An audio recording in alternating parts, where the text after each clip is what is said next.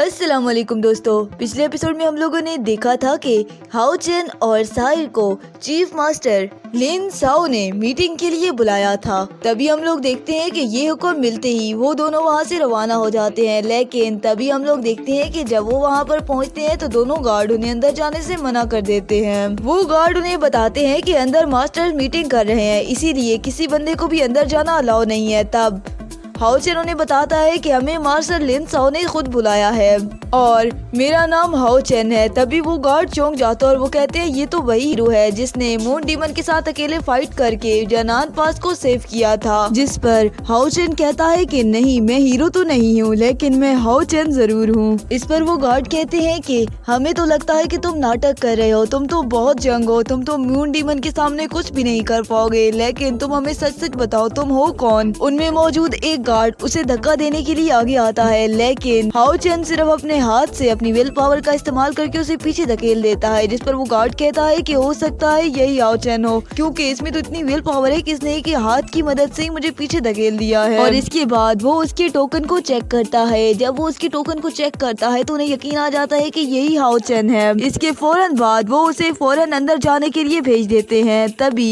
हम लोग देखते हैं कि वहाँ पर मास्टर मौजूद होते हैं जो कि 12 डीमन गॉड के अटैक के बारे में डिस्कस कर रहे होते हैं और वो लोग डीमन क्लेन के बारे में डिस्कस करके काफी ज्यादा परेशान हो रहे होते हैं। जिस पर मास्टर लिंसा कहते हैं कि तुम लोगों को परेशान होने की कोई जरूरत नहीं है, वैसे भी तो हमने डीमंस को अच्छा खासा तगड़ा हरा दिया है। तभी हम लोग देखते हैं कि हाओ चेन और साहिर वहाँ पर आ जाते हैं, जिसे देखते साथ ही वो मास्टर चिल्लाते हैं और कहते हैं कि तुम लोग की हिम्मत कैसे हुई मीटिंग को डिस्टर्ब करने की। तभी हाओ चेन और साहिर अपना तारुफ करवाते हैं, जिसे सुनकर वो सभी हैरान हो जाते हैं। तभी मास्टर हान उसे अपने पास बुलाते हुए बिठा लेते हैं। मास्टर हान उसका तारुफ करवाते हुए कहते हैं कि इसने न सिर्फ जनान पास को प्रोटेक्ट करने में हमारी मदद की है और ये बैटल जितवाई है, बल्कि ये हमारे लॉ पैलेस के नाइट टैलेंट के लिए इकलौता कैंडिडेट है। तभी वो लोग बात करने लगते हैं कि इसके पास तो काफी ज्यादा विल पावर है, हमें तो ऐसा लगता है कि आने वाले वक्तों में ये अलायंस का सक्सेसर होगा।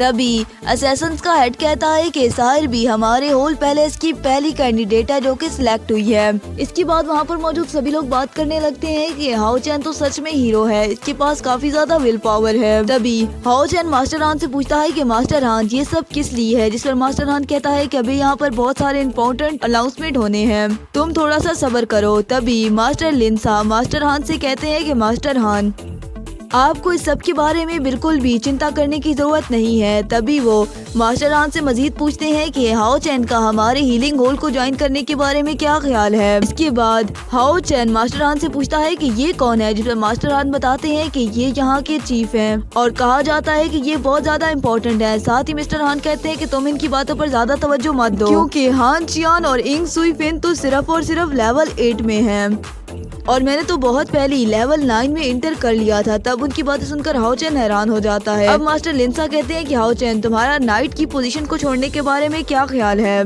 अगर तुम उसको छोड़ देते हो तो मैं तुम्हें अपने हीलिंग हॉल में ज्वाइन करवा दूंगा और फिर मैं तुम्हें 10 साल के अंदर ही लेवल 9 को ब्रेक थ्रू करने में भी मदद करूंगा।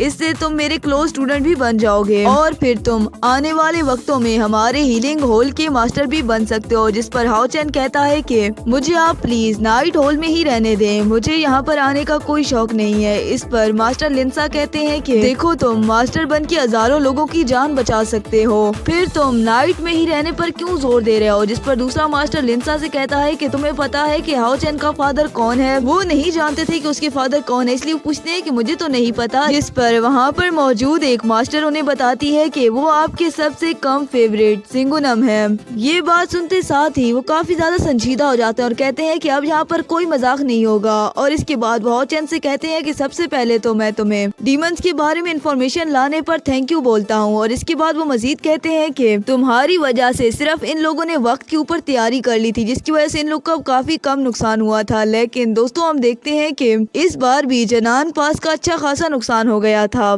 क्योंकि डीमंस के साथ फाइट करने के लिए 2 लाख डिफेंडर को बुलाया गया था, लेकिन आखिर में सिर्फ 50,000 डिफेंडर ही बच पाए हैं। और उनमें से आधे से ज्यादा तो काफी ज्यादा बुरे तरीके से जख्मी है। इस तरह जनान पास का डिफेंस तो काफी हद तक तबाह व बर्बाद हो गया था।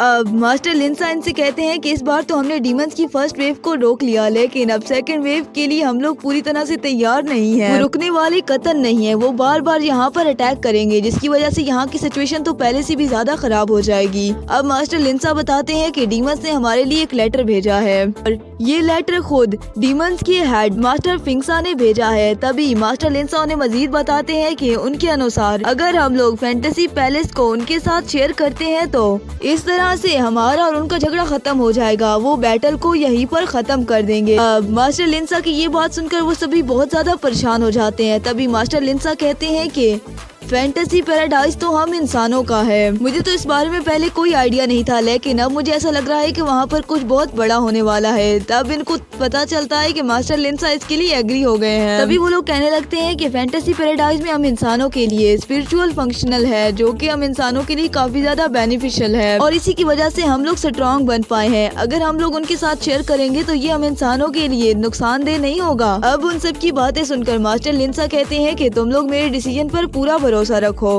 क्योंकि फैंटेसी पैराडाइज के बारे में मुझसे ज्यादा कोई भी नहीं जानता और वहाँ पर सीक्रेट ट्रेजर के लिए जितने भी प्लेयर जाएंगे उनके दरमियान पहले फेयर कंपटीशन होगा, क्योंकि फैंटेसी पैराडाइज में ये रूल है कि कोई भी एल्डर को नहीं मार सकता। और जैसे ही फैंटेसी पैराडाइज ओपन होगा वहाँ पर इंटर करने वाले लेवल 7 से नीचे होने चाहिए और सिर्फ 20 प्लेयर्स ही होने चाहिए, और अगर उन्होंने कोई भी रूल तोड़ा तो उनको पनिशमेंट होगी। अब हम लोग डीमंस के साथ जब ये शेयर करेंगे तो हम लोग अपने 10 सबसे ज्यादा स्ट्रॉन्ग कैंडिडेट्स वहाँ पर भेजेंगे और सिर्फ इसी तरीके से हम लोग डीमंस के सेकंड प्लान को फेल कर सकते हैं। लेकिन इस सब के बावजूद भी हम लोग देखते हैं कि ये बात सुनकर वो लोग काफी ज्यादा परेशान हो गए थे। तभी मास्टर लिंसा अनाउंस करते हैं कि हमारी पहली चॉइस हाओ चैन और साहिर होंगे, जो कि वहाँ पर टीम को लीड करेंगे और डीमन क्लैन के 10 मेंबर के साथ फाइट भी करेंगे। अब ये बात सुनकर हाओ चैन भी काफी ज्यादा हैरान हो गया था। दूसरी तरफ हम लोग देखते हैं कि डीमंस क्लैन के हेड ने भी अपने 10 मेंबर को तैयार कर लिया था। दरअसल ये 10 भी डीमंस क्लैन के सबसे ज्यादा स्ट्रॉन्ग मेंबर्स होते हैं और तभी हम लोग देखते हैं कि डीमंस क्लैन के हेड का बीस्ट भी जहाँ पर आने लगता है और जैसे ही वो लोग उसे देखते हैं तो सभी उस बीस्ट को कंग्रेचुलेट कहते हैं और साथ ही वो लोग कहते हैं कि यहाँ पर प्रिंस का वेलकम है। तभी हम लोग को पता चलता है कि ये तो डीमंस क्लैन के हेड का बेटा है और वो देखने में भी काफी ज्यादा पावरफुल लग रहा था और इसी के साथ वो अपनी पावर का इन लोगों पर इस्तेमाल करना स्टार्ट कर देता है। इस तरह वो उनकी पावर को चेक कर रहा था और इसके बाद वो कहता है कि क्या तुम लोग सभी फैंटेसी पैराडाइज में चलने के लिए रेडी हो? क्या आपको लगता है कि ये लोग फैंटेसी पैराडाइज में कब्जा कर पाएंगे? अपनी राय का इजहार कमेंट बॉक्स में जरूर कीजिएगा, क्योंकि ये तो हमें नेक्स्ट एपिसोड में ही पता चलेगा। अब इसी के साथ दीजिए हमें इजाजत, मिलते हैं नेक्स्ट एपिसोड में, तब तक के लिए अल्लाह हाफिज।